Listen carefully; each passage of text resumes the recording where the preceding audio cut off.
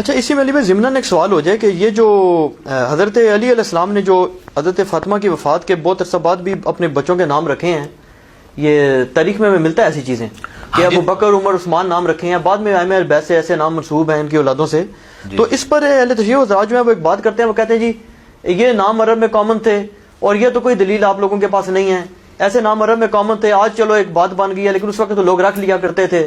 مثلا کہا جاتا ہے کہ حضرت علی علیہ السلام کے بیٹوں کے نام عمر، ابو بکر اور عثمان نام تھے۔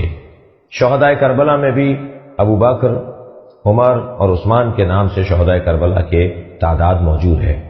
لہذا پہلی بات تو یہ کہ نام کیا اس بنیاد پہ رکھے جاتے تھے کہ یزید کیونکہ بہت برا ہے تو ہم برے آدمی کا نام رکھ رہے ہیں، معاویہ کیونکہ بقول آپ کے بہت اچھا ہے اس لیے ہم کسی اچھے آدمی کا نام رکھ رہے ہیں؟ نام ہے اور سمیتموہا کا عنوان ہے، شناخت کا ذریعہ ہے۔ ناموں کی بنیاد پر عقائد کی انتقالی اور منتقلی نہیں ہوتی۔ ان سے ذرا پوچھیں کہ تاریخ کے اندر اہل سنت کے کتنے ائمہ ہیں جن کے نام یزید ملتے ہیں؟ اکا دکا۔ حالانکہ یزید نام کو برا نہیں ہے، صحابی رسول ہیں یزید بن ابی سفیان رضی اللہ تعالیٰ عنہ وعلیہ السلام، حضرت معاویہ کے بڑے بھائی، جو جنگ یرموک میں بڑے لیڈرز میں سے تھے ابو عبیدہ کے ساتھ، تو وہ یزید بن ابی سفیان، اسی کی وجہ سے تو حضرت معاویہ بھی پھر منظر عام پہ آ گئے نا، ان کے چھوٹے بھائی ہونے کی وجہ سے۔ اصل میں تو بندہ یہ تھا یزید بن ابی سفیان رضی اللہ تعالیٰ عنہ، تو ان کا نام بھی یزید تھا، تو یزید نام سے کچھ، لیکن بعد میں مسلمانوں نے دیکھا تو یہ مسلمانوں نے نام نہیں یہ رکھے، تو یہ کس طرح ہو سکتا ہے کہ سیدنا علی رضی اللہ تعالیٰ عنہ اپنے بیٹوں کے نام جو ہیں وہ ابو بکر، عمر، عثمان رکھ لیتے؟ اب ان کے گلے میں پھنسے ہوئے ہیں، شیعہ مانتے ہیں کہ بیٹوں کے نام رکھے ہوئے ہیں، انکاری نہیں ہے، ان کو پوچھیں کہ وہ کس طرح نام رکھ سکتے تھے اگر ان کا دل ان سے خلفائے ثلاثہ سے دکھا ہوا تھا؟ تو یہ بالکل ان کا جو ہے موقف باطل ہے، وہ ان سے محبت رکھتے تھے اور وہ بھی ان کے ساتھ محبت رکھا کرتے تھے الحمدللہ۔ انشاءاللہ تعالی میں وقتاً فوقتاً کچھ کہیں موقع ہے تو میں کچھ باتیں بیان بھی کر دوں گا ان کی محبت کے آپس میں۔ جی تو اس میں علی بھائی ضمناً بتاؤں ایک اور بڑی عجیب یہ الٹی دلیل بھی دیتے ہیں، وہ کہتے ہیں جی کہ اگر یہ آپ محبت کی دلیل دیتے ہیں تو یہ شیخین اور خلفائے ثلاثہ کی جو اولادیں ہیں ان میں علی نام نہیں ملتا کسی کا، تو اس کا مطلب ہے پھر آپ کی یہ دلیل کو الٹا کر دیں ہم، یعنی اس قسم کی باتیں کرتے ہیں۔ ایک بات، دوسری بات یہ کہ ہم تو موٹا سا سوال یہ کرتے ہیں کہ مولا علی کے بیٹوں کے تو نام یہ تھے، آپ کسی ان شخصیات میں سے کسی ایک بیٹے کا نام علی تو ثابت کیجئے، ان شخصیات میں سے کسی ایک شخصیت کی بیٹی کا نام فاطمہ تو ثابت کیجئے۔ محبت تو دو طرفہ ہوتی ہے، اگر علی نے یہ نام رکھے تھے تو انہوں نے بھی علی، فاطمہ، حسن، حسین نام رکھے، محبت دو طرفہ ہوتی ہے۔ یہ بھی اپنے بیٹوں کے نام فاطمہ، بیٹیوں کے نام فاطمہ رکھتے، بیٹوں کے نام حسن حسین رکھتے۔ کوئی ایک نام اگر آپ کے پاس ہو تو ہمیں بتا دیجیے۔ مسئلہ یہ ہے کہ اب وہ ان کی اولادوں میں تو خیر میں نے ابھی اتنا پورا شجرہ تو نہیں بنا کے دیکھا کہ کدھر تک آگے وہ معاملات جاتے ہیں، وہ نام ملتے ہیں یا نہیں ملتے ہیں، تو یہ کوئی ایسی دلیل نہیں ہوگی۔ سیدنا علی سے وہ محبت کیا کرتے تھے، ہمارے لیے یہی چیز کافی ہے۔ سیدنا عمر نے صحیح بخاری میں جو آتا ہے 3700 نمبر حدیث، اپنے وفات کے زخم میں جب 6 رکنی کمیٹی بنائی ہے تو پہلے نمبر پہ سیدنا علی کا نام لیا، پھر عثمان، ایک طریق میں حضرت عثمان کا نام بھی آتا ہے پہلے، ایک میں حضرت علی کا نام پہلے آتا ہے، تو وہ تو مطلب محبت کرتے تھے، یہ بالکل جعلی ہے۔ اور بلکہ انہوں نے تو ام کلثوم کے ساتھ نکاح کی بھی ریکویسٹ کی اور وہ پوری بھی کی گئی، ٹھیک ہے، تو میں تو اس کا قائل ہوں، صحیح بخاری سے ثابت ہے کہ سیدنا عمر کا نکاح ام کلثوم کے ساتھ ہوا ہے، یہ میں نے ضمناً آپ کو بتا دیا، گرائش نہ جائیے، بس میں اس کو چھوڑتا ہوں رضی اللہ تعالی عنہ۔ حضرت ابوبکر صدیق رضی اللہ عنہ، حضرت عمر فاروق رضی اللہ عنہ کے ادوار میں حضرت علی رضی اللہ عنہ کا جو ہے رول ایکٹیو کو نظر آتا ہے؟ بالکل ایکٹیو نظر آتا ہے، سیدنا علی نظر آتے ہیں ایکٹیو، یعنی شروع میں 6 مہینے میں اختلاف تھا نا، اس کے بعد یہ ایکٹیو رول آپ دیکھیں، بلکہ یہ کہ اہل تشیع کے بہت بڑے عالم تھے اور وہ مطلب خلفائے ثلاثہ کی عزت کرتے ہیں، حضرت علی کو فضیلت دیتے ہیں، وہ تفضیلی شیعہ ہیں جیسے زیدیہ ہیں آپ کے یہ شام کے اندر، تو وہ اہل سنت کے تقریباً قریب ہی ہیں، وہ خلفائے ثلاثہ کو مانتے ہیں، سیدہ عائشہ کا احترام کرتے ہیں اور اصحاب پر لعنت کے قائل نہیں، نعوذ باللہ، وہ صحیح شیعہ ہیں، شیعہ نے علی میں سے، یعنی رافضی نہیں ہے وہ۔ تو وہ ان سے میری بات ہوئی، انہوں نے لیکچر میں کہہ دیا کہ حضرت عمر جو ہے وہ اگر دیکھیں نا جی ان کی اگر نیت ہوتی نا حضرت علی کو بنانے کی تو حضرت علی کا اکیلے کا نام لیتے۔ انہوں نے یہ 6 رکنی کمیٹی اس لیے بنائی کہ جی وہ مطلب معاملے کو الجھانا چاہتے تھے، تو اب دیکھیں نعوذ باللہ من ذالک. تو میں نے ان کو بعد میں پکڑ لیا.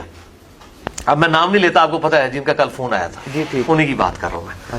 اچھا, میں نے ان کو جناب تقریر کے بعد محرم میں پکڑ لیا. میں نے کہا جی یہ آپ کی بات بالکل باطل ہے. میں نے کہا مجھے یہ بتائیے, ہماری اہل سنت کی تاریخ میں ملتا ہے کہ سیدنا عمر جب جنگ یرموک میں فتح ہوئی, جنگ قادسیہ میں ہوئی, تو پھر سیدنا عمر نے باقاعدہ انٹرنیشنل وزٹس کی ہیں, شام بھی گئے ہیں بیت المقدس کی چابیاں لینے کے لیے, ایران میں بھی سیدنا عمر خود گئے ہیں, اور کوئی فوج نہیں ساتھ لے کے گئے, چند لوگ تھے جو آپ کے ساتھ تھے, آپ کے ساتھی. ان کا اللہ پہ یقین تھا کہ اللہ زندگی موت کی حفاظت کرنے والا ہے. تو میں نے کہا بتائیے کہ وہ اپنی جگہ خلیفہ کس کو چھوڑ کے گئے تھے پیچھے؟ کہتے ہیں جی حضرت علی کو. میں نے کہا ہمارے یہاں بھی ملتا ہے سیدنا علی کو خلیفہ چھوڑ کے گئے تھے. اور وہ کیوں چھوڑ کے گئے تھے؟ کیونکہ بخاری اور مسلم کی متفق علیہ حدیث ہے کہ جب غزوہ تبوک پہ نبی صلی اللہ علیہ وسلم جانے لگے تھے نا, تو پہلی دفعہ ہوا تھا کہ حضرت علی اس جنگ میں شریک نہیں ہوئے. حضرت علی کو آپ صلی اللہ علیہ وآلہ وسلم اپنی جگہ مدینے میں خلیفہ چھوڑ کے گئے تھے. ٹھیک ہے, اور پھر اس موقع پہ آپ نے فرمایا تھا, بخاری اور مسلم کی متفق علیہ حدیث ہے, اور بخاری نے حضرت علی کے فضائل پہ پہلی حدیث ہی لی ہے, اور مسلم نے بھی, کہ علی, حضرت علی رو پڑے کہ مجھے بھی ساتھ لے گیا. ان کا علی تو اس بات پہ خوش نہیں کہ تیری میرے ساتھ وہی نسبت ہے جو ہارون کی موسیٰ کے ساتھ, مگر میرے بعد کوئی نبی نہیں. یعنی موسیٰ بھی جب کوہ طور پہ گئے تھے تو حضرت ہارون کو چھوڑ کے گئے تھے, تو میں تجھے چھوڑ کے جا رہا ہوں. تو اس کو رافضی اپنی طرف لے جاتے ہیں, وہ کہتے ہیں جی اس سے ثابت ہوا کہ خلیفہ ہیں وہ. حالانکہ حضرت ہارون جو ہے حضرت موسیٰ کی زندگی میں فوت ہوئے ہیں. حضرت ہارون کا خلیفہ موسیٰ, حضرت موسیٰ کے خلیفہ ہارون نہیں بنے بلکہ جوشوا بنے, یوشع ابن نون. اور دوسرے ناسبی جو ہے نعوذ باللہ, شاہ جی آپ کو پتا ہے وہ اس کے دوسرا مطلب نکالتے ہیں, اتنے خبیث ہیں یہ.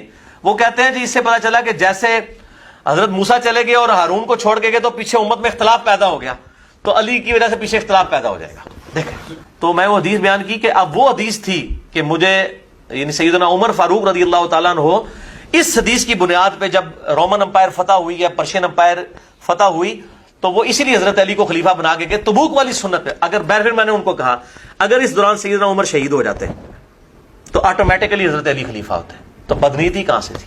یہ بدنیتی نہیں تھی میرے بھائیوں, سیدنا عمر کی اطاعت تھی. بخاری اور مسلم کی متفق علیہ حدیث ہے, جب آپ کو زخم لگا 1 ہفتے تک آپ زندہ رہے. لوگوں نے کہا آپ اپنا خلیفہ نامزد کریں. انہوں نے کہا کہ اگر میں اپنا خلیفہ نامزد کرتا ہوں تو میں اس شخص کی سنت پر عمل کرتا ہوں جو مجھ سے بہتر ہے, یعنی ابو بکر رضی اللہ تعالیٰ عنہ علیہ السلام. اور اگر میں اپنا خلیفہ کسی کو نامزد نہیں کرتا تو میں اس شخص کی سنت پر عمل کرتا ہوں جو ان سب سے بہتر ہے میرے سمیت, یعنی رسول اللہ صلی اللہ علیہ وسلم. عبداللہ بن عمر کہتے ہیں, بخاری اور مسلم کے الفاظ ہیں, جب میں یہ حدیث سن رہا تھا نا حضرت عمر سے, تو میں نے اپنی بہن حفصہ سے کہا کہ بہنا مجھے لگتا ہے کہ حضرت عمر جو ہے نا کسی کو اپنا خلیفہ نامزد نہیں کریں گے, کیونکہ وہ نبی صلی اللہ علیہ وسلم سے جو عقیدت رکھتے ہیں نا, جو انہوں نے ذکر کیا نا کہ ایک ابو بکر کی سنت ہے اور ایک نبی کی سنت ہے, تو وہ نبی کی سنت کو ہی اڈاپٹ کریں گے. یہ ہے اصل میں وجہ کہ انہوں نے, چونکہ نبی صلی اللہ علیہ وسلم نے اپنا خلیفہ کسی کو نامزد نہیں کیا, تو حضرت عمر نے بھی اپنا خلیفہ کسی کو نامزد نہیں کیا. Point to be noted. تو عبداللہ بن عمر کہتے ہیں مجھے اسی وقت لگ گیا کہ یہ نامزد نہیں کریں گے. 6 رکنی کمیٹی بنائی, علی کو پہلے نمبر پہ رکھا, عثمان, عبد الرحمن بن عوف, طلحہ, زبیر اور ابو عبیدہ ابن جرح, سعد ابن ابی وقاص. ابو عبیدہ ابن جرح تو موجود نہیں تھے, فوت ہو چکے تھے. سعد ابن ابی وقاص, یہ 6 ہو گئے. اور پھر کہا کہ عبداللہ بن عمر کو بھی مشورے کے لیے شامل کر لینا, لیکن اس کو خلیفہ نہ چننا, یعنی وہ ملوکیت والا معاملہ نہ ہو. ٹھیک ہے, تو ظاہر نبی صلی اللہ علیہ وسلم بھی کوئی بادشاہ تو نہیں تھے نا, آپ اللہ کے پیغمبر تھے. اگر بادشاہ ہوتے تو حضرت علی کو خلیفہ بنا کے جاتے, یا آپ یہ کام نہیں کر سکتے تھے, کبھی بھی نہیں کر سکتے تھے. ٹھیک ہے نا جی, تو یہ بات یاد رکھیں. تو یہ والا معاملہ جو ہے میرا اس حوالے سے یہ موقف ہے جو میں نے آپ کو بتا دیا کہ ایکٹیو پارٹ رہے ہیں, اور بعد میں وہ 6 رکنی کمیٹی میں بھی تھے, اور اس میں اینڈ میں بھی آپ دیکھیں سب دستبردار ہو گئے. آخر میں سیدنا علی اور عثمان رہ گئے, اور سب سے پہلے بخاری میں آتا ہے عثمان کی بیعت علی نے کی ہے, اور اس کے بعد ظاہر حضرت علی کا حق تھا. اچھا میں آپ کو ایک نیک نیتی کی بات بتاؤں. حضرت عثمان کے اوپر بعض لوگ تان کرتے ہیں, حضرت عثمان کے بارے میں کہتے ہیں جی وہ حضرت علی کی جگہ کے لیے مخلص نہیں تھے, نعوذ باللہ. میں کہتا ہوں حضرت عثمان کے اندر ذرا سی بدنیتی ہوتی نا, تو صحیح بخاری میں آتا ہے کہ آخری حج کے دوران ان کی نکسیر پھوٹ پڑی جب ان کی عمر 82 سال تھی. لوگوں نے ان کو کہا کہ اپنا خلیفہ کسی کو نامزد کریں. ان کا بیٹا ابان بھی موجود تھا, اور لوگ بھی موجود تھے, بلکہ مشورہ آیا جی طلحہ کو بنا دیں, زبیر کو بنا دیں, اس قسم کے مشورے آنا شروع ہو گئے. حضرت عثمان نے نہیں کسی کی بات مانی. اگر حضرت علی سے بغض ہوتا نا تو وہ کہتا ٹھیک ہے میں اپنی زندگی میں بنا دوں تاکہ علی بن نہ سکے. بالکل نہیں, وہ یہ کام نہیں, وہ امت کو شورا کے اوپر چھوڑ کے جانا چاہتے تھے. ظاہر آخر میں حضرت علی اور عثمان ہی بچے تھے, تو ان میں سے ظاہر ایک نہیں بن